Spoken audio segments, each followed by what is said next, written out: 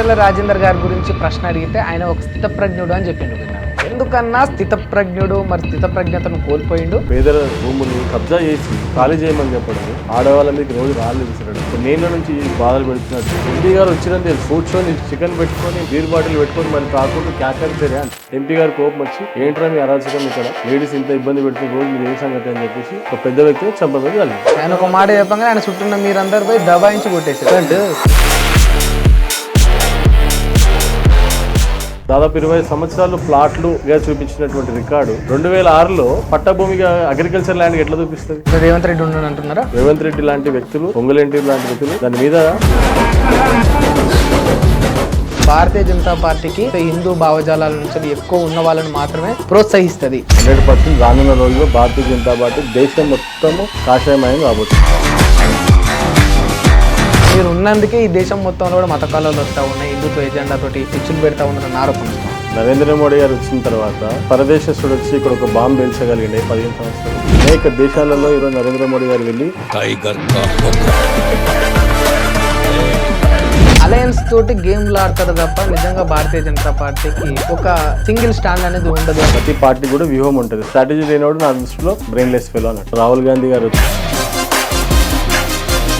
ఈ ఏడాది కాంగ్రెస్ పాలన గురించి ఏం చెప్తారు మీరు? కాంగ్రెస్ ఖతం అయిపోయింది అనుకో. ఇప్పుడు అంటే రేవంత్ రెడ్డిని దించే యోచనలో ఆయన రాహుల్ గాంధీ గారు వచ్చి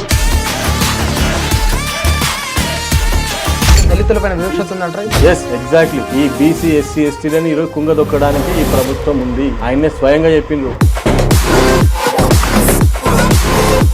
నమస్తే, వెల్కమ్ టు హిట్ టీవీ. నేను మీ సింహాద్రి.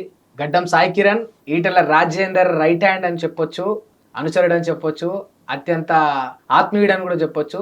మనతో ఉన్నారు. అన్న వెల్కమ్ చేద్దాం. అన్న నమస్తే. ఎట్లా ఉన్నారన్నా? బాగున్నారు. మీరు ఎలా ఉన్నారు? ఫైన్ అన్న. ఒక 2 ఏళ్ల క్రితం మిమ్మల్ని ఇంటర్వ్యూ చేసిన అన్న. ఈటెల రాజేందర్ గారి గురించి ప్రశ్న అడిగితే ఆయన ఒక స్థితప్రజ్ఞుడు అని చెప్పిండ్రు మీరు. నాకు ఆ మాట నాకు ఇంకా బాగుంది. ఎందుకన్నా స్థితప్రజ్ఞుడు, మరి స్థితప్రజ్ఞతను కోల్పోయిండు? స్థితప్రజ్ఞత ఏం కోల్పోలేదు. అక్కడ కోల్పోలేదా? ఇక్కడ విషయం ఏంటంటే సందర్భం, సిచ్యువేషన్స్ కూడా ఇంపార్టెంట్.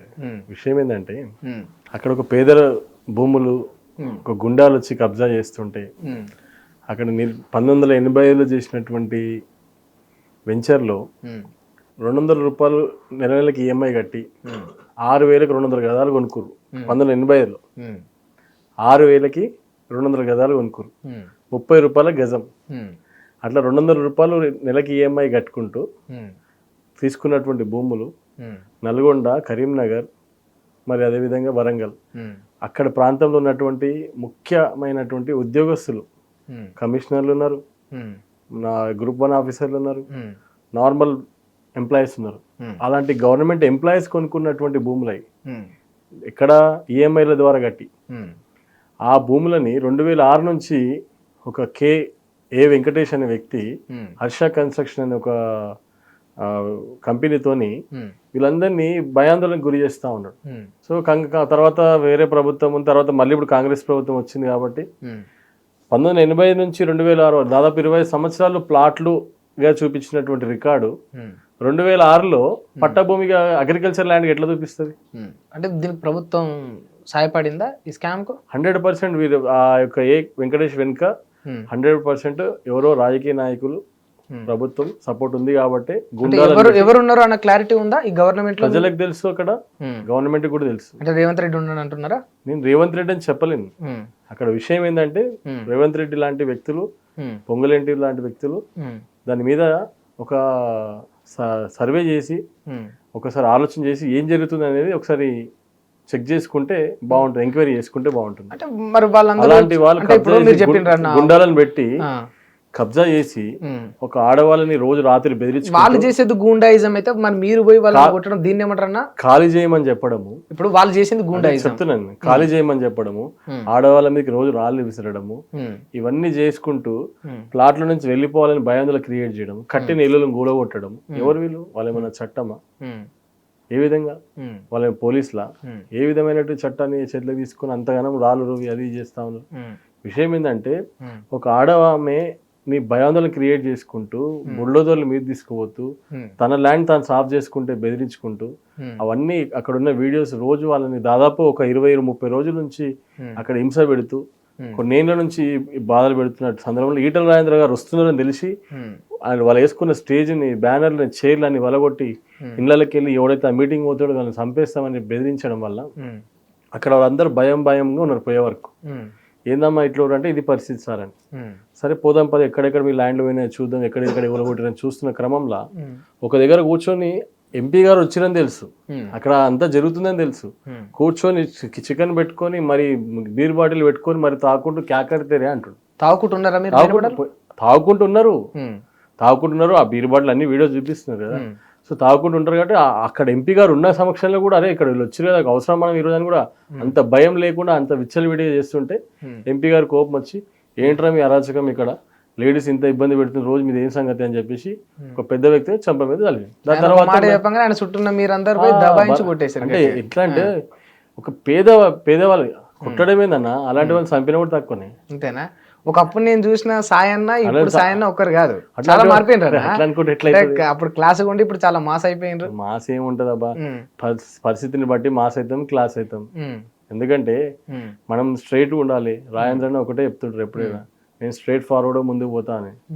అట్లా కాబట్టి మనం కూడా స్ట్రైట్ గా వివరించి తప్పు చేసినాం అనిపించలేదా అన్న మీకు? అట్లా పోయి వాళ్ళందరినీ కొట్టిండ్రు కదా, అంటే చట్టాన్ని మీరు చేతుల్లోకి తీసుకున్నామని మీకు అనిపించలేదా? చట్టము చేతిలో తీసుకునే పరిస్థితి పబ్లిక్ రిప్రజెంటేటివ్ మీకు అనిపించలేదా? నేను పబ్లిక్ రిప్రజెంటేటివ్ నే ఉన్నా కాబట్టి పబ్లిక్ అది రైటే అనుకుంటున్నారు, ప్రజలందరూ రైటే అంటున్నారు.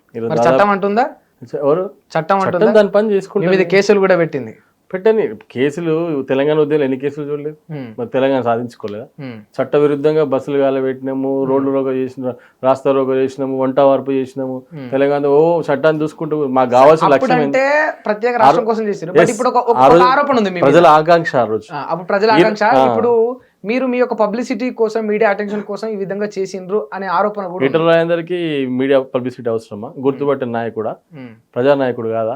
తెలంగాణలో అక్కడ ఆదిలాబాద్ నుంచి మొదలు పెట్టుకుంటే ఇక్కడ కింది వరకు 100% ప్రతి గ్రామంలో ప్రతి వ్యక్తి గుర్తుపట్టే నాయకుడు. ఆయనకి పబ్లిసిటీ దేనికి? బీజేపీకి పోయిన తర్వాత కొంచెం ఈటల రాజేందర్ గారికి పోయిన 4 ఏళ్ళలో 4 ఎలక్షన్లు పోటీ చేసిండు, 4 సార్లు పోటీ చేసిండు. ఒకటేమో హుజరాబాద్, 2 గజ్వేల్ హుజరాబాద్, 3 మేడ్చల్. ఏమైందో మీరే చూసారు. మొన్న మేడ్చల్లో 4 లక్షల మెజార్టీతో అఖండ మెజార్టీ ఇచ్చారు ప్రజలు. ఇంకేం కావాలి బీజేపీలో? పోగానే వాళ్ళకి నేషనల్ ఎగ్జిక్యూటివ్ మెంబర్ ఇచ్చిండ్రు. తర్వాత మొన్న పార్లమెంటు బడ్జెట్ సమావేశం దానికి చైర్మన్ చేసిండ్రు. ఇంకేం కావాలి? అయినా కూడా అంటే ఇవి చెప్తున్నప్పటికీ కూడా ఈటల రాజేందర్ గారు భారతీయ జనతా పార్టీలో అవమానాలను ఎదుర్కొంటున్నాడు అనే మాట బయటకు వినిపిస్తుంది. అంటే కొంచెం ఎలా ఉంటది అంటే, అది నిజం కాదా? ఇప్పుడు కొత్త పాత అనేది కొంచెం ఉంటది, అది ఎక్కడైనా కూడా ఉంటది ఆ పని. మనం ఇప్పుడు కొత్త పాతతో పాటు ఈటల రాజేందర్ గారికి ఈ యొక్క కమ్యూనిస్టు భావజాలాలు ఉంటాయి అనేది కూడా యాడ్ అయిపోయింది. ఇది ఒకటి అందరూ బాగా అలవాటు చేసుకోరు, కమ్యూనిస్ట్ భావజాలు. విషయం ఏంటంటే ఆయన ఒకటి తెలుసు, ఆయనకి మనిషిని మనిషిలా చూడడం తెలుసు. కమ్యూనిస్ట్ భావజాలం ఏముంటది, బీజేపీ భావజాలం ఏముంటది? బీజేపీ ఏముంటది? మానవత్వ దృక్పథాన్ని కోల్పోవద్దు. ఇప్పుడు స్వామి వివేకానంద ఉన్నారు, ఏం చెప్తారు?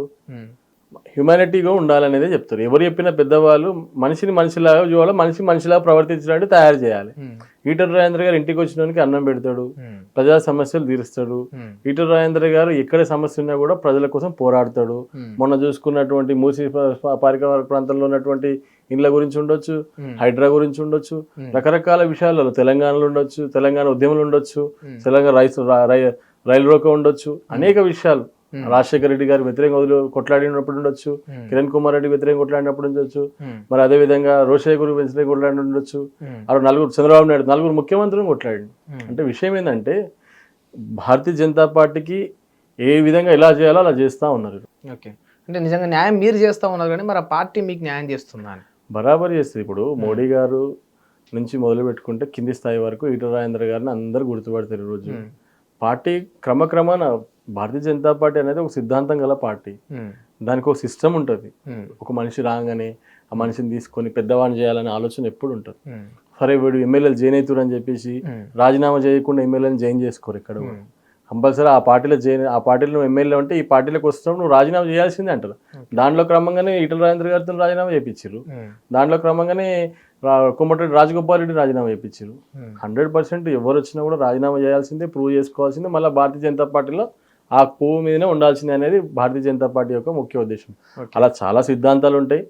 భారతీయ జనతా పార్టీకి మీరు ఒక స్ఫూర్తి ఏంటంటే భారతీయ జనతా పార్టీ అందరికీ ఒక ఛాయ్ వల్ల ప్రధానమంత్రి కాగలుగుతాడు, ఒక గుడిలో పంతులు ఈరోజు ముఖ్యమంత్రి కాగలుగుతాడు. యోగి ఆదిత్యనాథ్ కానీ, ప్రధాని నరేంద్ర మోడీ కానీ, గడ్కరీ కానీ, ఇలాంటి వాళ్ళని ఎగ్జాంపుల్ తీసుకుంటే అలా వేలాది మందులు.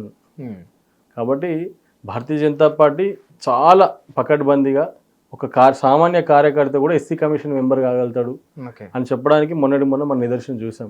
ఓకే, అంటే ఎంత చేసినా కూడా పసుపు బోర్డు చైర్మన్, మన పసుపు బోర్డు ప్రకటించినప్పుడు కూడా ఎవరు ఒక కింద నుంచి వచ్చిన సామాన్య కార్యకర్త, ఎవరు బ్యాక్గ్రౌండ్ కోట్లకు అధిపతి అలాంటి వాళ్ళు కారు ఎవరు. సరే, ఇన్ని విషయాలు చెప్తుంది కాన ఈ రాష్ట్రం ముచ్చటే మాట్లాడుకుందాం. రేపు భవిష్యత్తులో ఈ తెలంగాణ రాష్ట్రానికి భారతీయ జనతా పార్టీ అధ్యక్షుడు ఎవరైతారన్నా? బీసీ అవుతాడు. బీసీ అవుతాడా? దాంట్లో పకడ్బందీగా చెప్పగలుగుతాను. ఆ బీసీ పేరు చెప్పగలుగుతారా? ఉన్నారు, 2-3 ఉన్నారు. ఒకరి పేరు అందరికి ఎలిజిబిలిటీ ఉన్నారు. ఈటల రాజేందర్ గారు మొదటి వరుసలో ఉన్నారని నా యొక్క నమ్మకం. రెండోది అరవింద్ గారు ఉన్నారు. మూడోది ఇంకా చాలా మంది ఉన్నారు, రఘునందన్ గారు ఉన్నారు. బీసీలలో అయితే మొదటి వరుసలో వీళ్ళిద్దరు ఉన్నారు.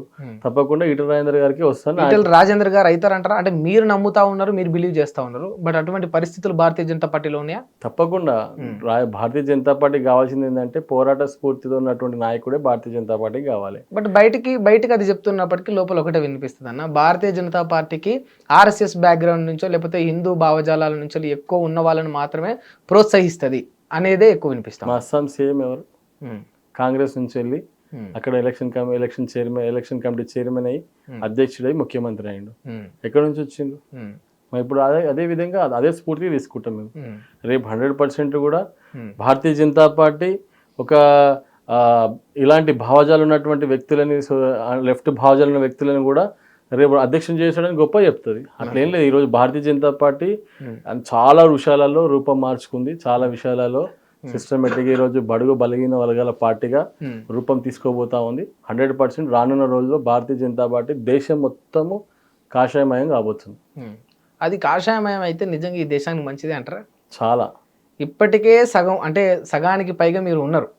మీరు ఉన్నందుకే ఈ దేశం మొత్తంలో కూడా మత కళలు వస్తూ ఉన్నాయి, హిందుత్వ ఎజెండా తోటి ముందుకు పోయి చిచ్చులు పెడతా ఉన్నారన్న ఆరోపణ వస్తూ ఉంది. ఎక్కడన్నా పరదేశస్తుడు వచ్చి ఇక్కడ ఒక బాంబు పేల్చగలిగిండే 15 సంవత్సరాలు గత చరిత్రలో తీసుకోండి. నరేంద్ర మోడీ గారు వచ్చిన తర్వాత దేశ సరిహద్దుని ఏ విధంగా చైన్ వేసి కాపాడినట్టు ఏ విధంగా సరిహద్దుని కాపాడుతుండో, ఎలా ఆర్మీని పెంచుతుండో, వ్యవస్థను ఎలా పెంచుకుంటూ వస్తున్నాడో అన్ని చాలా పక్కడబందీ జరుగుతూ ఉన్నాయి. ఈరోజు ఇతర దేశస్తులు కూడా నరేంద్ర మోడీ గారిని రెడ్ కార్పొరేషన్ స్వాగతం పలుకుతుంటే నరేంద్ర మోడీ గారికే కాదు, భారతదేశానికి స్వాగతం పలుకుతున్నట్టు. అనేక దేశాలలో ఈరోజు నరేంద్ర మోడీ గారు వెళ్ళి మాట్లాడుతూ దేశ యొక్క సంస్కృతిని, దేశ యొక్క సిస్టమ్ని అక్కడ ఎస్టాబ్లిష్ చేసి వస్తూ ఉన్నారు. అక్కడ నరేంద్ర మోడీ గారిని హక్కును చేర్చుకుంటున్నారు పక్క దేశాలన్నీ కూడా. ఈరోజు పాకిస్తాన్ ఉండొచ్చు, ఆఫ్ఘనిస్తాన్ ఉండొచ్చు, శ్రీలంక ఉండొచ్చు, టిబెట్ ఉండొచ్చు, ఇవన్నీ కూడా భారత జైనైతా ఉంటున్నాయి. అంటే ఎంత గొప్ప విషయం ఆలోచించండి. అంటే తినలేక బతుకుతున్నటువంటి పాకిస్తాన్, శ్రీలంక వీరన్నిటిని మనం చూస్తున్నాం. తిండి లేక పరిస్థితులు.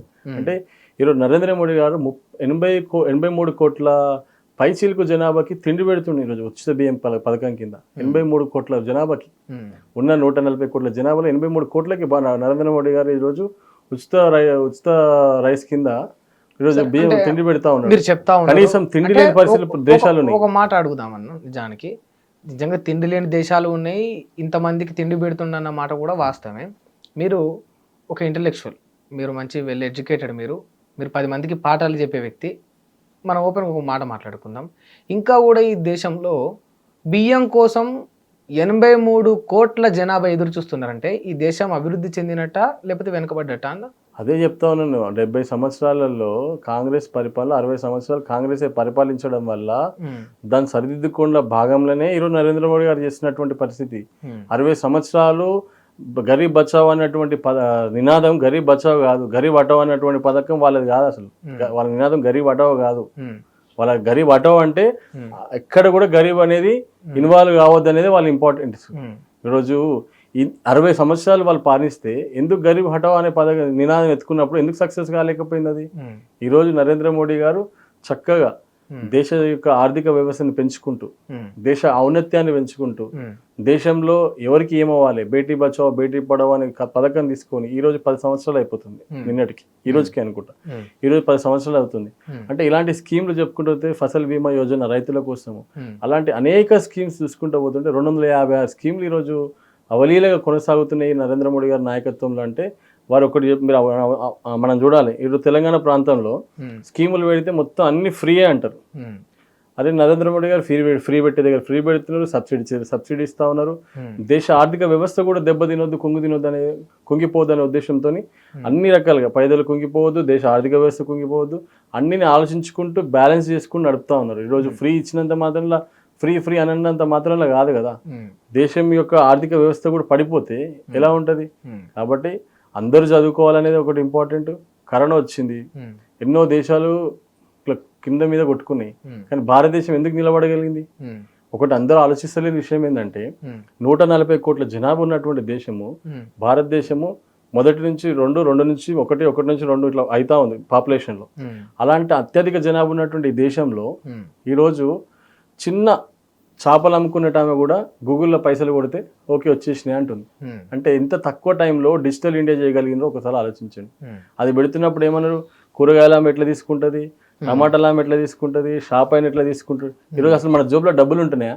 ఎవరి జోబులో డబ్బులు ఉంటలేవు. బికాజ్ ఎందుకంటే ఫోన్ ఉంది, గూగుల్ పే కొడతాం, ఫోన్పే కొడతాం, లేకపోతే ఇంకోటి కొడతాం అని చెప్పి. అంటే డిజిటల్ సిస్టమ్ అనేది పూర్తిగా గ్రామీణ స్థాయిలో కింద ఉన్నటువంటి తాండాలో కూడా గ్రామీణ స్థాయికి కూడా ఈరోజు గూగుల్ పే కొట్టే పరిస్థితికి వచ్చింది. అంటే ఇలాంటి నిజం చెప్పండి అన్న, అంటే నరేంద్ర మోడీ గారు ఈ దేశానికి ప్రధానమంత్రిగా భారతదేశానికి న్యాయమే చేసింది అనుకుంటున్నారా? బరాబర్ 100%. ఏ విధంగా ఎక్కడ న్యాయం చేయలేదని ఎందుకు అనుకుంటున్నారు? అంటే ఇప్పుడు అభివృద్ధి పనులు చెప్తా ఉన్నారు, ఇన్ని ఇచ్చినామని చెప్తా ఉన్నారు, కానీ అంతకు మించి వెనక జనాల రక్తం తాగుతలేరా అన్న ట్యాక్స్ల రూపకంగా? ట్యాక్స్ విషయంలో ఎక్కడెక్కడ సబ్సిడీ చేయాలి. ఇప్పుడు కొత్తగా 10 లక్షల రూపాయలు సంపాదించే వాళ్ళకి 5 లక్షలు సంపాదించే ఒక బ్రేక్ ఈవెన్స్ ఇచ్చుకుంటూ వచ్చారు కదా ట్యాక్స్ లో కూడా. ఇప్పుడు ఇంతకుముందు కాలం ఎవరికైనా ఒకటే సిస్టమ్ ఉంటుంది 30% అనేది. ఇప్పుడు వాళ్ళకి 10 లక్షలు సంపాదించే వారు కూడా ఒక ట్యాక్స్ ని, 30 lakhs సంపాదించే వాళ్ళు కూడా ఒక ట్యాక్స్ ని మొన్ననే బిల్ సవరణ చేసిండ్రు. సో మంచిగానే ఉందంటారు. అదే మహిళలకి ఈరోజు 50%, 33% రిజర్వేషన్ తీసుకురావాలని చెప్పి బిల్లు ప్రవేశపెట్టి మహిళలను ప్రోత్సహిస్తుంది భారతీయ జనతా పార్టీ కదా. మరి ఇంత మంచి చేస్తున్నా కూడా ఎందుకన్నా ఇంకా భారతీయ జనతా పార్టీ మీద ఇంత వ్యతిరేకత ఉన్నది? ఇక్కడ ఏ విషయంలో వ్యతిరేకత? 19 రాష్ట్రాలు ఉన్నందుక, 19 రాష్ట్రాలు ఉన్నందుక, రోజు రోజుకు ఒక రాష్ట్రం గెలుస్తున్నందుక ఇక్కడ వ్యతిరేకత ఉంది లేదంటారా? మహారాష్ట్రలో మనము పొత్తులో ఉన్న రాష్ట్రము డైరెక్ట్ బీజేపీ పార్టీ గెలిచినందుక. ఎక్కడ అలయన్స్ తోటి గేమ్లు ఆడతారు తప్ప నిజంగా భారతీయ జనతా పార్టీకి ఒక సింగిల్ స్టాండ్ అనేది ఉండదు అనే ఆరోపణ. మీ ఛానల్ ఉంటుంది, దానికి వ్యూహాత్మకంగా నడుస్తారు, వ్యూహాత్మకంగా పోతారు. ప్రతి పార్టీ కూడా వ్యూహం ఉంటుంది. స్ట్రాటజీ అనేది వెరీ ఇంపార్టెంట్. స్ట్రాటజీ లేనివాడు నా దృష్టిలో ఇంకా అంతే, ఏం లేనివాడు అన్నట్టు, బ్రెయిన్లెస్ ఫెలో అన్నట్టు. ఓకే, అంటే ఇప్పుడు ఈ యొక్క అలయన్స్ ఇదంతా కూడా స్ట్రాటజీ అంతేనా? ఏది అలయన్స్ పెట్టుకోవడం డెవలప్మెంట్ లో భాగంగా కలుపుకొని పోవడానికి తప్పేం లేదు. ఒక రాష్ట్రాన్ని డెవలప్మెంట్ లోకి తీసుకురా. ఇలా మీరు ఒక విషయం చెప్పండి, మీరు హైవే ఎక్కండి, మహారాష్ట్రకి వెళ్ళాలనుకోండి. గతంలో మనం మహారాష్ట్రకి వెళ్ళాలంటే 2 రోజులు పట్టేది. ఈ రోజు 6 గంటలలో వెళ్ళిపోతున్నాం మనం మహారాష్ట్రకి. షిరిడి కానీ ఇంకో ప్రదేశం కానీ. ఈ భారతదేశం మొత్తం కూడా 5 సార్లు చుడితే ఎంతటువంటి కిలోమీటర్లు ఉంటే అన్ని వేల కిలోమీటర్లు ఈరోజు రోడ్లు రవాణా. మన గడ్కరీ గారు ప్రత్యేక శ్రద్ధ తీసుకొని రోడ్స్ నిర్మాణము, ఏరోప్లేన్లు కూడా దిగి, యుద్ధ విమానాలు కూడా దిగేటువంటి పరిస్థితి, క్వాలిటీగా మనకి ఈరోజు రోడ్లు వేస్తూ ఉన్నారంటే మనం ఆలోచించాలి. 6 లైన్, 10, 12 లైన్, 16 లైన్, 20 లైన్స్. మనం చూడండి ఒకసారి ఎక్కడ వెళ్ళిపోయిందో. వెళ్ళండి, ఇప్పుడు వరంగల్ పోదామంటే 4 లైన్ ఉంటుంది. ఇటు ఏదైనా తీసుకోండి, తెలంగాణ రాష్ట్రంలో 4 లైన్ ఏరియా ఏదైనా ఉందా? అంతకుముందుకు ఆదిలాబాద్ పోవాలంటే పరిస్థితి ఏంది? ఒక సింగిల్ రోడ్డు, ఒక బస్సు వస్తే ఒక బస్సు, ఇది కూడా 4 లైన్ల రోడ్డు. చెప్పండి. అంటే కొంచెం బీజేపీలోకి వచ్చినాక మీరు బాగానే హుషారైనరన్నా దేని విషయంలో? అన్ని విషయాలల్లో. అట్లాగా ఇప్పుడు మీరు ఒక చిన్న గ్రామం తీసుకోండి, గ్రామంలో లైట్ వెలుగుతుందంటే ఎవరి వల్ల వెలుగుతుంది? ప్రధానమంత్రి సడక్ యోజన కింద మరి రోడ్లు పడతా ఉన్నాయి, ప్రతి గలీలో రోడ్డు ఉంది ఇవాళ. మరి అంటే విషయం ఏంటంటే ఈ రైతు వేదికలు కానీ, గ్రామ జ్యోతిలు కానీ, నెక్స్ట్ అదేవిధంగా రోడ్లే కానీ, ఎన్నో చాలా విషయాలలో చాలా సిస్టమేటిక్గా వందే మాతర్ ట్రైన్, అన్ని ట్రైన్స్ ఈరోజు వస్తూ ఉన్నాయి 1 by 1. అంటే అర్థం చేసుకో. ఇప్పుడు సికింద్రాబాద్ రైల్వే టెర్మినల్ ఉంది, మొన్న చెర్లపల్లి రైల్వే టర్మినల్, మళ్ళీ ఇంకా 1400 రైల్వే టర్మినల్స్ కొత్తగా ఇంప్రూవ్మెంట్ చేస్తున్నాను మొన్ననే మనం చూసాం. అంటే ఈ రాష్ట్రానికి భారతీయ జనతా పార్టీ 9,50,000 కోట్లు ఇవ్వడం జరిగింది. అంటే 2,50,000 బెడ్రూమ్లు కట్టమంటే అంటే మాట చెప్తున్నారు కానీ నిజంగా భారతీయ జనతా పార్టీ ఏ రాష్ట్రంలో అలయన్స్తో ఉంటుందో ఆ రాష్ట్రానికి తప్ప మిగతా అన్ని రాష్ట్రాలకు మొండి చేయి చూపిస్తుంది. ఇది నిజం కాదా అన్న? 9,50,000 కోట్లు ఇచ్చి 2,50,000 బెడ్రూమ్లు కట్టమని చెప్పి నరేంద్ర మోడీ గారు బడ్జెట్ని శాంక్షన్ చేస్తే కనీసం 1,00,000 బెడ్రూమ్లు కూడా కట్టుకోలేని, 1,00,000 బెడ్రూమ్లు కూడా కట్టలేని పరిస్థితిలో ఆ గవర్నమెంట్ ఉండే కాబట్టి ఆ గవర్నమెంట్ని ప్రజలు ప్రతిపక్షంలో కూర్చోబెట్టారు. విషయం ఏంటంటే కరెక్ట్గా మా యొక్క వైఫల్యం ఏంటంటే భారతీయ జనతా పార్టీ తెలంగాణ రాష్ట్రది, మేము ఇచ్చిన పథకాలని మేము ఇచ్చిన డబ్బుని కరెక్ట్గా ప్రమోట్ చేసుకోలేకపోయినాం. అది మేము చేసిన తప్పు.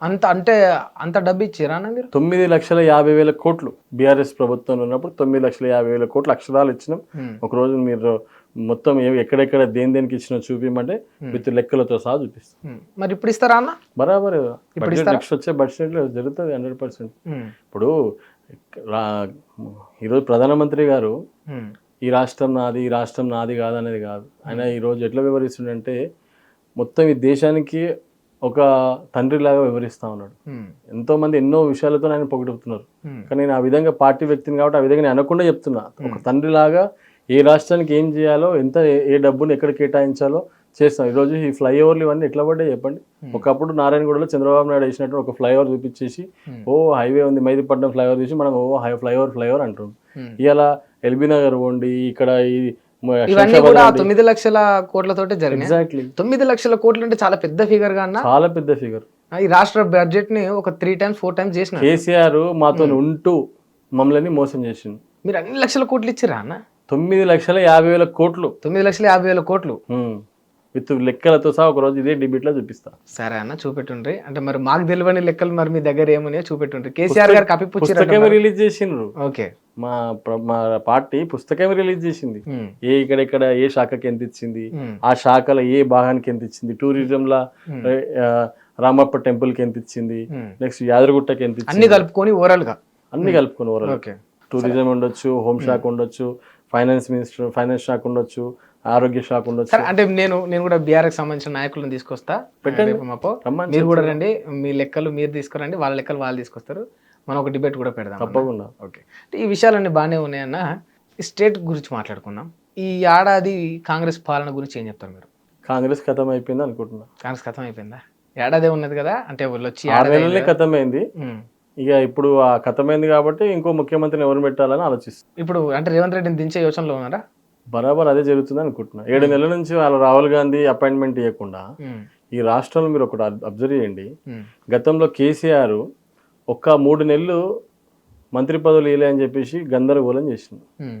మేధావులు ఎక్కడ పోయారు, అడ్వకేట్లు ఎక్కడ పోయారు, ఉద్యమకారులు ఎక్కడ పోయారు, వీళ్ళందరూ ఎందుకు మాట్లాడతలేరు? అసలు వీళ్ళందరూ కలిసి రేవంత్ రెడ్డిని ఎత్తుకున్నారు కదా, ఎందుకు మాట్లాడతలేరు? ఎక్కడ పోయిన కోదండరాం, ఎక్కడ పోయిన ఆకునూరు మురళి గారు, ఎక్కడ పోయింది మేధావి వర్గం అంతా ఎక్కడ పోయింది? ఎందుకంటే వాళ్ళందరూ భుజాలు ఎత్తుకొని లేపిరు. తన్నే పరిస్థితిలో రేవంత్ రెడ్డి ఉండవచ్చు. ఎందుకంటే ఒకటి ఆలోచించాల్సిన విషయం ఏంటంటే బీసీ డిక్లరేషన్ అన్నారు. ఏం న్యాయం చేసిరు? బీసీలకి 42% రిజర్వేషన్ అన్నారు, అమలు చేసిరా? బీసీలకు చదువుకున్న వాళ్ళకి ఇంత అని చెప్పిర్రు. ఎస్సీ డిక్లరేషన్ అమలు చేసిరా? ఎస్టీ డిక్లరేషన్ అమలు చేసిరా? 1,00,000 కోట్లు కక్కిస్తా ఎవరన్నారు? స్వయాన రాహుల్ గాంధీ గారు వచ్చి 1,00,000 కోట్లు కక్కిస్తా, ఆ 1,00,000 కోట్లు కేసీఆర్ని కక్కించి కేసీఆర్ని జైలు పంపిస్తా, వచ్చిన 1,00,000 కోట్లతోనే ఈ 6 గ్యారెంటీలు అమలు అవుతాయి అన్నారు. 1,00,000 కోట్లు కక్కించింది లేదు, ఆ 6 గ్యారెంటీలు అమలు అయ్యేది లేదు. బికాజ్ ఎందుకంటే బడ్జెట్ లేదు. వాళ్ళకు కూడా తెలుసు ఆ విషయం. ఏదో ఇక్కడ లంక బిందెలు ఉన్నాయని వచ్చిండు, లంక బిందెలు లేకపోయే వరకు నెత్తిలో చేయి పెట్టుకుండు. నిజమేనా అన్న? అంటే ఆయన చెప్పింది కదా, స్వయంగా ముఖ్యమంత్రి గారే చెప్పింది కదా, లంక బిందెలు ఉన్నాయి, నేను వస్తే లంక బిందెలు లేవు, ఏం లేవు, అన్ని వస్తాయని ఆయన అనమాట. ప్రజాపాలన బాగా పనిచేస్తలేదా? మీరు ఒకటే చెప్పండి, 6 గ్యారెంటీలలో ఏ గ్యారెంటీ అమలైంది? ఏ గ్యారెంటీ? తెలంగాణ ఉద్యమకారులకి 250 గజాలు ఇస్తున్నాడు అన్నారా లేదా? మరి 250 గజాలు అది చేతుల పనే కదా. ల్యాండ్ అయితే బడ్జెట్తో సంబంధం లేదు కదా. ఒక ల్యాండ్ గవర్నమెంట్ ల్యాండ్ ఉంటుంది, అక్కడ 250 గజాలు 700 రేవంత్ రెడ్డి గారికి వచ్చిన నష్టం ఏంటి? పక్కనున్నటువంటి పక్క దేశాల నుంచి వస్తున్న కంపెనీలకి ల్యాండ్లు ఇవ్వడానికి వస్తుంది, అగ్రిమెంట్లు చేయడానికి వస్తుంది. ఇక్కడ ఉద్యమంతో ప్రాణాలు అర్పించి ఆ యొక్క ప్రాణాలు త్యాగం చేసినటువంటి కుటుంబాలకి నువ్వు ఆర్థికంగా 25,000 నెలకి ఇచ్చి 3 లక్షలు ప్రతి సంవత్సరానికి ఇస్తున్నటువంటి వ్యక్తివి వాళ్ళు ఎందుకు ఆదుకుంటలేవు? ఒక సినిమా చూడడానికి ఎంటర్టైన్మెంట్ చేయడానికి పోయినటువంటి ఒక మహిళ చనిపోతే మీరు చూపించిన అతి ఉత్సాహము ఎందుకు? 11 మంది పిల్లలు చనిపోయినప్పుడు ఆ ఉత్సాహం ఎక్కడ పోయింది మీకు? ఒక ఎంటర్టైన్మెంట్ చేయడానికి వెళ్ళినటువంటి సినిమాలో చనిపోయినటువంటి వ్యక్తి ఆమె అంటే మాకు కూడా సానుభూతి ఉంది, ఒక ఆడపిల్ల ఒక చనిపోయిందనే బాధ మాకు కూడా ఉంది, కానీ తను ఎంటర్టైన్మెంట్ కోసం వెళ్ళింది. నెక్స్ట్ డే కూడా పోవచ్చు, అంత రద్దీలో వెళ్ళడం తప్పే వాస్తవంగా, అక్కడ అన్ని తప్పే జరిగింది. ఇదైతే వాస్తవం అన్న. అంటే నేను చాలా మందిని ఇంటర్వ్యూ చేసిన కానీ ఈ రకంగా ఓపెన్ ఎవరు కూడా చెప్పలేదు, ఎందుకంటే అది నిజానికి దాన్ని ఎవరు కూడా చెప్పలేదు. ఎంటర్టైన్మెంట్ గా పోయింది, ఎంటర్టైన్మెంట్ వెళ్ళిండ్రు అక్కడ. సరే నువ్వు ఆ రోజు వెళ్ళాల్సిన అవసరం లేకుండే, ఇంకో రోజు లేదంటే ఇంకో రోజు లేదండి, మళ్ళీ చిన్న పిల్లలు అంత జనం ఉన్నప్పుడు కొంచెం బయటికనే ఉండేది, ఆ గేట్ లో పరిగెత్తాల్సిన అవసరం లేదు. సరే వెళ్ళింది, ప్రాణాలు కోల్పోయింది, మనం కూడా ఆమె ఆత్మశాంతి చేయాలని మనం కూడా కోరుకుంటాం, వాళ్ళ కుటుంబం బాగుండాలని కోరుకుంటాం. రేవంత్ రెడ్డి గారు కోమటిరెడ్డి గారు అతి ఉత్సాహం చూపించి 50 లక్షలు ఇవ్వాలి, ₹1,00,00,000 కొట్లాడారు, ధర్నాలు కూడా చేసారు వాళ్ళు. మరి ఆ 11 మంది చదువుకోవడానికి జీవితం బాగుండాలి, మా జీవితం బాగుండాలని వెళ్ళినటువంటి వాళ్ళకి విషపూరితమైనటువంటి అన్నం పెట్టి చనిపోయిన వాళ్ళ గురించి ఏం పట్టించుకుంటున్నారు? అంటే ఎస్సీలు కాబట్టి, దళితులపైన బీసీలు కాబట్టి. ఎస్ ఎగ్జాక్ట్లీ, ఈ బీసీ ఎస్సీ ఎస్టీలని ఈరోజు కుంగదొక్కడానికే ఈ ప్రభుత్వం ఉంది. ఆయన్నే స్వయంగా చెప్పిండ్రు, మా ఇంటి ముంగడికి వెళ్ళి చెప్పులు పట్టుకొని పోతారు ఒక వీడియోలో. మా ఇంటి ఈ రోజుకి ఆ సంస్కృతి నడుస్తుందంటే నీ మైండ్ లో ఆలోచన ఉంది కాబట్టి బీసీలు ఎస్సీలు ఎస్టీలు అంటే నీకు ఈ రోజు అంత చిన్న చూపుగా అయిపోయింది. నేను అడుగుతా ఉన్నాను, ఈ ప్రభుత్వము వచ్చి ఇన్ని రోజులు అవుతుంది, ఎందుకు మంత్రుల్ని వేసుకోలేకపోతుంది? ఇంకా 6 మంది మంత్రులను పెండింగ్ పెట్టడానికి కారణం ఏంటి? ఆ రోజు కేసీఆర్ ఒక 6 నెలలు లేట్ చేసినందుకు మీరు గందరగోళం చేశారు కదా, మరి మీరు సంవత్సరం కాలం అయిపోయింది కదా. ఏమంటారు చూడు, కొండంత రాగం తీసి అడుక్కుందంట, అంటే ఉంది అంటారు రేవంత్ రెడ్డి. నేను మొత్తం ఇది చేస్తా రాగం తీసి అడుక్కునే నీ పరిస్థితి మొత్తం. రేవంత్ రెడ్డి గారు నిజంగా ప్రతి కుటుంబం ఆయన మీద కేసు పెట్టాలి. రేవంత్ రెడ్డి గారి మీద ప్రతి కుటుంబం కేసు పెట్టాలి. 100 రోజుల్లో నేను ప్రతి కుటుంబానికి 2 లక్షలు లబ్ధి చేరేటట్టు నేను పథకాన్ని ఇస్తా అని చెప్పి ఆయన మేనిఫెస్టో ఎంత పెద్ద సర్కిల్ వేసి పెట్టిండు. 100 రోజుల్లో ప్రతి కుటుంబానికి నేను 2 లక్షల రూపాయలు ఉపాధి కలిగేటట్టు ప్రతి కుటుంబాన్ని చేస్తా అని చెప్పి చెప్పిండు. ప్రతి కుటుంబానికి ఇస్తాన్నారు. ఈ రోజు 2 లక్షలు కాదు కదా, 2,000 ఇవ్వడానికి తణుకులాడుతుండు అతను. మా మహిళలకి ఎందుకు స్కూటీలు ఇస్తలేవు? 18 ఏళ్ళు నిండిన ప్రతి మహిళకి స్కూటీలు ఇస్తా అని చెప్పి 83,626 రూపాయలు పెట్టి స్కూటీ ఇప్పిస్తాను. ఎక్కడ పోయింది నీ స్కూటీ? 2,500 పథకం ఎక్కడ పోయింది? అంటే మీరు ఇన్ని విషయాలు బాగానే చెప్తున్నా, మరి వీళ్ళపైన అంటే నిజంగా బీజేపీ కూడా ఇచ్చిన హామీలను నిలబెట్టుకుందంటారా? బరాబర్ నిలబెట్టుకుంది. చెప్పిన హామీ కన్నా ఒక మేనిఫెస్టో ఉన్నదానిక 2 ఎక్కువనే ఉంటాయి తప్ప ఈ రోజు వరకు మేనిఫెస్టోలో ఉన్నది చేయలేనిది ఏది లేదు. అలా ఏమైనా ఉంటే చెప్పండి. కానీ దేశం మొత్తాన్ని మోసం చేసింది. ఇప్పుడు రేవంత్ రెడ్డి తెలంగాణ రాష్ట్రాన్ని మోసం చేస్తే, ఇప్పుడు నోట్ల రద్దప్పుడు ప్రతి ఒక్కరి ఖాతాలో లక్షలు పడిపోతే ధన్ అని జన్ ధన్ ఖాతాలు అని అన్నారు కదా, మరి దేశాన్ని మొత్తాన్ని మోసం చేసినట్టు కదా నరేంద్ర మోదీ? జరుగుతుంది ఈ రోజు. దాంట్లో భాగంగానే డిజిటల్ ఇండియా. ఇప్పుడు ఎన్ని రోజులకైనా జరిగితే దాంట్లో భాగంగా 10-15 ఏళ్ళు పడుతుంది. దాంట్లో భాగంగా డిజిటల్ ఇండియా. ఒకప్పుడు ఈ అకౌంట్లు ఓపెన్ చేయాలి అంటే ఎంత పరిస్థితి ఉండేది. ఈరోజు ప్రతి ఒక్కరికి అకౌంట్ ఉంది, ప్రతి ఒక్కరికి ఈరోజు అకౌంట్ ఉంది. అకౌంటబిలిటీ చేయడం వల్ల దేశంలో ఇంతమంది అకౌంట్స్ ఉన్నటువంటి ఒక వ్యవస్థ ఏర్పడుతుంది. ఇంతమందికి ఇప్పుడు ఆస్తుల విషయాలు కూడా అందరూ దాంట్లో పొందుపరచాలని చెప్పి కూడా చెప్తారు. అంటే దేశంలో ఇంత బంగారం ఉంది, ఇంత ఆస్తి ఉంది, ఒక్కొక్క కుటుంబానికి ఇంత ఉంది, ఒక్కొక్క కుటుంబం యొక్క ఆర్థిక వ్యవస్థ ఇంత ఉంది అని తెలుసుకోవడానికి ఈరోజు నరేంద్ర మోడీ గారు ప్రయత్నం చేస్తున్నారు. ఇప్పటికే 2 కోట్ల మంది వాళ్ళ యొక్క పూర్తి ఆస్తులను పొందుపరిచారు. అట్లా మొత్తం దేశం మొత్తం కూడా చేయబోతా ఉన్నారు. అంటే ఆర్థిక వ్యవస్థ ప్రపంచ దేశాలు కూడా ఇవన్నీ చూసి ఈ యొక్క భారతదేశంలో ప్రతి కుటుంబం యొక్క ఆర్థిక వ్యవస్థ ఈ విధంగా ఉంది, ఇలా ఎదిగారు, ఇలా తక్కువన్నారు, ఇక్కడ ఈ స్కేల్ ఇక్కడ ఉంది, ఇట్లుంది, ఈ స్కేల్ ఇట్లుంది అని చెప్పడానికి ఈరోజు నరేంద్ర మోడీ గారి ప్రయత్నం. నేను ఒకటే చెప్తా ఉన్నాను, నిజంగా తెలంగాణ ప్రభుత్వం చిత్తశుద్ధి ఉంటే వాళ్ళు ఏ పథకాలు అయితే చెప్పడం జరిగిందో ఆ పథకాలు అమలు చేయడానికి ప్రయత్నం చేయండి. కాదు అనుకుంటే దిగిపోండి. ఎందుకంటే 6 గ్యారెంటీలు అనేది ఈరోజు ప్రతి ఇంటికి రేషన్ కార్డులు ఇస్తున్నామని చెప్తారు. నీకు డబుల్ బెడ్రూమ్, నువ్వు వెళ్ళండి, మీరు మైక్ పట్టుకొని వెళ్ళాల్సిందే, మీరు ప్రతి ఇంటికి డబుల్ బెడ్రూమ్ వచ్చేసిందని చెప్తున్నారు, పోయి కొడుతున్నారు, చూపించా నీకు ఎలిజిబిలిటీ ఉందని ఫోటో తీస్తున్న యాక్షన్ అంతా. నిజంగా రేపు ఇవ్వకపోతే ఏంది? హైదరాబాద్లో ఒక ఎమ్మెల్యే గెలవలేదు, మళ్ళీ మీరు అదే తప్పు చేస్తున్నారు. నిజంగా వాళ్ళకి రేవంత్ రెడ్డికి కానీ కాంగ్రెస్కి కానీ ఉండాల్సినటువంటి ఏంటంటే పేద ప్రజల మీద ఎందుకు మీరు అంత పెద్దటువంటి ఉక్కుపాదం మోపుతున్నారు? పేద ప్రజల దగ్గరికి ఎందుకు ఇల్లులు పడగొడుతున్నారు? ఇల్లులు కట్టినరా బాబు అంటే డబుల్ బెడ్రూమ్లు కట్టినరా నాయన అంటే అవున ఇల్లులు కూలగొట్టే పరిస్థితి ఉంది. ఇప్పుడు బాలాజీ నగర్ జవహర్ నగర్ మన ఈటల రాజేందర్ గారు వెళ్ళారు, 6,000 ఎకరాలు. గతంలో మనకి ఇది ఒకటి ఉంటుంది ఏంటంటే కుటుంబ నియంత్రణ కింద ల్యాండ్స్ ఇచ్చారు వాళ్ళకి. అక్కడ కుటుంబ నియంత్రణ కింద ల్యాండ్స్ ఇచ్చారు, ఇందిరమ్మ ఇళ్ళని కొన్ని ల్యాండ్స్ ఇచ్చారు. అవి వలగొడుతురు పోయి వాళ్ళు. మన సోమవారం నాడు 100 ఇల్లు వలగొట్టడానికి లిస్ట్ తయారు చేసిరు, వాళ్ళకి చెప్పిపోయి మీ ఇల్లు పడిపోతుంది సోమవారం రోజు అని. ఈటల రాజేంద్ర గారు వెళ్ళి అడ్రస్ చేసిరు, అది ఆగిపోయింది. విషయం ఏంటంటే వాళ్ళు ఇచ్చిన ల్యాండ్ ఏదైతుందో ఆ ల్యాండ్ లో ఇల్లు కట్టుకున్నారు. ఎప్పుడు ఒక 20-30 ఏళ్ల కింద. అంతా ఉత్తరప్రదేశ్ వాళ్ళే ఉన్నారు ఎక్కువ. ఆ ల్యాండ్ ఆ ప్లేస్ ని కొంచెం ఎక్కువ చేసి ఇప్పుడు ఉన్న ప్లేస్ లోనే ఫస్ట్ ఫ్లోర్ కట్టుకుందాం అనుకుంటారు. కట్టొద్దని పర్మిషన్. ఎంఆర్ఓ వీళ్ళందరూ డబ్బులు అక్కడనే కలెక్టర్ గారితో మాట్లాడారు, ఇది మంచి పద్ధతి కాదు. అక్కడనే పొంగిరెడ్డి గారితో మాట్లాడారు, ఇది మంచి పద్ధతి కాదు, చాలా మీరు పేద ప్రజల మీద ఉక్కుపాదం మోపుతున్నారు, ఇది మంచిది కాదు సుమా అని చెప్పి చెప్పడం జరిగింది.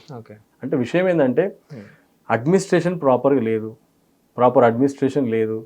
అంటే ఒక రేవంత్ రెడ్డి గారు ఒక ఫాదర్ లాగా ఉండాలి రాష్ట్రానికి, ఒక రాజులాగా ఉండాలి, కానీ అలాగ అనిపిస్తలేడని ప్రతి ఒక్కరు మాట. ఓకే అన్న, సరే ఈ విషయాలన్నీ పక్కన పెడితే ఐఎమ్ కమింగ్ టు యూ. మీ కార్యాచరణ ఏందన్నా? ప్రజలకు సేవ చేయడం. అంతేనా? బాధ అనిపించింది ఎప్పుడన్నా మంచి బీఆర్ఎస్ పార్టీని వదిలేసి అనవసరంగా వచ్చిన బీజేపీలో? కానీ అంటే నేను గతంలో కూడా బీజేపీ కదా, గతంలో కూడా బీజేపీ. తెలంగాణ వచ్చిన తర్వాత తెలంగాణ తెచ్చిరు కదా అని ఒక పిచ్చితోని ఉద్యమకారులాగా ఆ పార్టీ తెలంగాణలో మన తెలంగాణ మనం కాపాడుకో ఒక రిలీజియన్ పిచ్చితోని మన రీజియన్ పిచ్చితోని ఆ రోజు తెలంగాణ పార్టీలకి పోవడం జరిగింది. మరి అప్పుడు ఉన్నంత విలువ ఇప్పుడు దక్కుతుందన్న బీజేపీలో మీకు? బరాబర్ ఉంటుంది. భారతీయ జనతా పార్టీ ఎప్పుడు ఒకటేలా ఉంటుంది. కాకపోతే ఆ రోజు వాళ్ళు పెట్టిన కేకులు, తెలంగాణ జై తెలంగాణ నినాదము, నీళ్ళు నిధులు నియామకాలనే ట్యాగ్ లైన్ అన్ని నచ్చి ఉరికినాం. కానీ అవన్నీ ఏవి జరగలేదని మళ్ళా మా పార్టీలో మేము రావాలి. అక్కడేం జరగలేదు. మరి ఈ యొక్క ప్రాంతం కోసం, ఈ ప్రాంతం యొక్క బావు కోసం పుట్టిన పార్టీ ఏం చేయలేదు. మరి ఈ బీజేపీ పార్టీ ఏం ఉద్ధరిస్తుంది అనుకుంటున్నా తెలంగాణకు? 100% మంచి జరుగుతుంది, తప్పకుండా న్యాయం జరుగుతుంది. ఎందుకంటే తెలంగాణ ప్రభుత్వం, తెలంగాణలో భారతీయ జనతా పార్టీ మంచి చేయాలనే ఉద్దేశంతో ఉంది కాబట్టి అన్ని వేల కోట్లు ఇచ్చింది, అన్ని లక్షల కోట్లు ఇచ్చింది. ఇంకా కూడా తప్పకుండా మంచి చేస్తుందని నమ్మకం ఉంది. ప్రజల్లో కూడా ఆ విశ్వాసం పెరుగుతుంది. దాంట్లో భాగంగానే 2014లో మాకు 7% ఓట్ బ్యాంక్ ఉండే, 2018లో 7.5 ఉండే, 2023లో మాకు 18% వచ్చింది, 2024లో అంటే 1 monthలో 35.5 వచ్చింది. అంటే ఈరోజు 35% మాకు ఓట్ బ్యాంకు ప్రజలు ఆశ్రయించారంటే ఇంకొక 2-3% వస్తే గవర్నమెంట్ వచ్చేస్తుంది. ఇప్పటికి 56, మేము 5 సీట్లు ఉండే, తర్వాత మనము 8 సీట్లకు వచ్చిన ఎమ్మెల్యేలు, ఇప్పుడు 56 సీట్లకు వచ్చినా అనుకుంటున్నాను నేను. ఎట్లా అంటే 8 చోట్ల ఎంపీలు గెలిచింది, 8 చోట్ల ఎంపీలు గెలిచిందంటే ఆల్మోస్ట్ 56 సీట్లని మేము కైవసం చేసుకున్నాం అన్నట్టు. దానికి దీనికి తేడా ఉంటుంది కదా. అంటే సెంట్రల్ గవర్నమెంట్లో మీరు ఉన్నారు కనుక ఎంపీలో కోట్లు వేస్తారు, బట్ మళ్ళీ ప్రాంతీయ ఎలక్షన్స్కి వచ్చేసరికి, అంటే అసెంబ్లీ ఎలక్షన్స్కి వచ్చేసరికి మళ్ళీ అక్కడ డిఫరెన్స్ కనిపిస్తుంది కదా. ప్రజలు ఉంటాం కదా రేపటి నుంచి. ఉంటారా? మీరు ఏ కాన్స్టిట్యూన్సీ అనుకుంటారు? నేను కాన్స్టిట్యూన్సీ పార్టీ టికెట్ మీద మీకు బాగా కన్ను ఉందని వినిపిస్తుంది అన్న. నిజమే. గతంలో ఎమ్మెల్యే కావాలని ప్రయత్నం చేసినాను, ఎమ్మెల్యే కావాలని ఆశ ఉంది, ఎమ్మెల్యే అవుతాను చేయడానికి. అంటే ఒకటి ఇక్కడ విషయం ఏంటంటే, ఎప్పుడైనా మీకు అత్యాశ పడుతున్నా అనిపించలేదా? దేని విషయంలో? ఎమ్మెల్యే పదవి మీద. దేనికోసము? ఏం చేసిండు గడ్డం సాయి కిరణ్ అనే వ్యక్తి? ఏం చేసిండు సమాజానికి? ఏం కావాలి చెప్పండి, అది చెప్తాను. అంటే ఒక ఎమ్మెల్యే కావాలంటే క్వాలిటీస్ ఏంటి? ప్రజలకు సేవ చేయడమే మీ ఉద్దేశం అని చెప్పి. ఏం క్వాలిటీస్ కావాలి ఎమ్మెల్యే కావాలంటే? అంటే ఒక పేదోళ్ళ కష్టం ఏం తీర్చిరు, ఒక మధ్యతరగతుల కష్టం ఏం తీర్చిరు, లేకపోతే ఎవరైనా ఇబ్బందుల్లో ఉన్న వాళ్ళకి మీరు ఏ రకంగా సాయం చేశారు? కేసుల్లో ఇరుక్కున్న వాళ్ళకి కావచ్చు. మేజర్గా ప్రజా సమస్యలు తీర్చడము ఫస్ట్ ఇంపార్టెన్స్, ప్రజల ఇష్యూస్ని మీద అడ్రస్ చేయడం సెకండ్ ఇంపార్టెంట్, పేద ప్రజలు ఎక్కడ ప్రాబ్లం ఫేస్ చేస్తున్నారో అక్కడ అడ్రస్ చేయడం వెరీ ఇంపార్టెంట్. అదేవిధంగా మనకు ఆ యొక్క కాన్సెప్ట్స్ మీద పూర్తి అవగాహన ఉండడం ఇంకో ఇంపార్టెన్స్. సో అవన్నీ కూడా అందుబాటులో ఉంటూ సేవలు చేసుకుంటూ, ఎందుకంటే చేసినవి చెప్పుకోవడం పెద్ద అంత అనిపించదు నాకు. ప్రజలు నిర్ణయిస్తారు, గెలిపించేది ప్రజలు. అనిపించదా? ఏమీ లేవా? ఇక అది నేను ఎక్కువ చెప్పను, ఎందుకంటే షో ఒకటి చెప్తే షో కాదన్న. ఇప్పుడు విద్యార్థుల దగ్గరికి వెళ్తాం, మిమ్మల్ని తీసుకొని వెళ్తా.